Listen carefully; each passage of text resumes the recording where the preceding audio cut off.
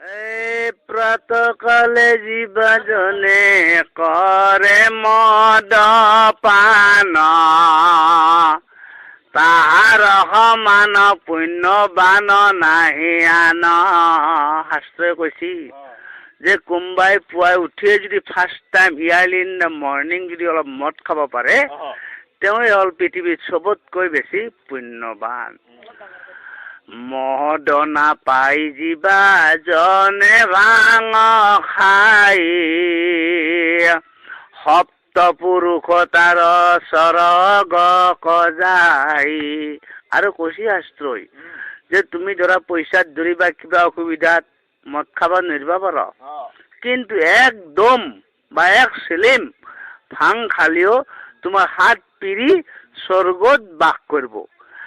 এই মদ ভাঙক জীৱাজনে নিন্দা কৰে, সপ্ত পুৰুষ তাৰ নৰকত পৰে। আৰু শাস্ত্ৰই কৈছে যে তুমি নিজে মদ নাখনাই, কিন্তু বেলেগে খালে যদি তুমি তাৰ নিন্দা কৰা, তেতিয়া তোমাৰ হাত পিৰি নৰকত পৰিব।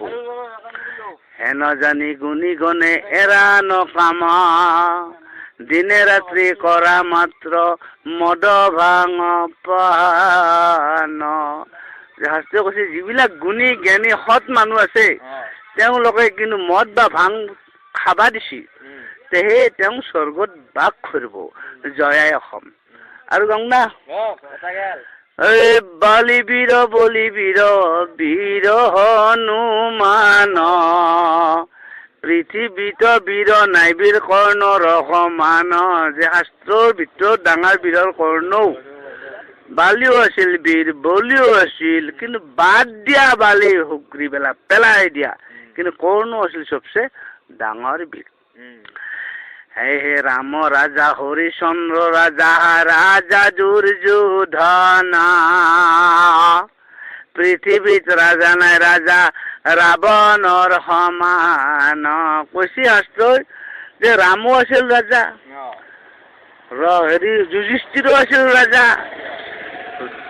আপোনাৰ হৰিচন্দ্ৰ ৰাজা আছিল, কিন্তু যোনে যিমান ৰাজা নাথাকক চবচে ডাঙৰ ৰাজা আছিল ৰাৱণ। কাৰণ যি সময়ত ৰাৱণে ৰাজত্ব কৰিছিল, তেওঁৰ স্বৰ্ণ লংকাত প্ৰত্যেক ঘৰ ফেমিলিৰ ঘৰ আছিল কি সোণাৰ, পায়খানাও সোণাৰ, থাকা ঘাটটোও সোণাৰ, ঢেকাল ঘৰো সোণাৰ, গোহালি ঘৰো সোণাৰ। গতিকে ৰাম যুধিষ্ঠিৰ বা কোনোবা ৰাজা থাকিলেও তাৰ কিন্তু ঘৰবিলাক নিজৰটো পাকা আছিল, বাকীবিলাকৰ খেৰৰ, কাৰোবাৰ প্লাষ্টিকৰ এয়ে আছিল। গতিকে তুলনামূলক হৈছে ৰাৱণ ৰাজাই বেষ্ট ৰাজা। এই নীলমন্ত্ৰী চন্দ্ৰমন্ত্ৰী মন্ত্ৰীৰ মণি বৰ্মন, লোৱাৰ আসামত মন্ত্ৰী নাই মন্ত্ৰী ভূমিৰ সমান। যোনে যিমান মন্ত্ৰী নহওক ভূমিৰ তলত লোৱাৰ আসামত। হেন জানি গুণী গণে এৰা নাম, সকলোৱে মুখে বোলা জয় ভূমি বৰ্মন।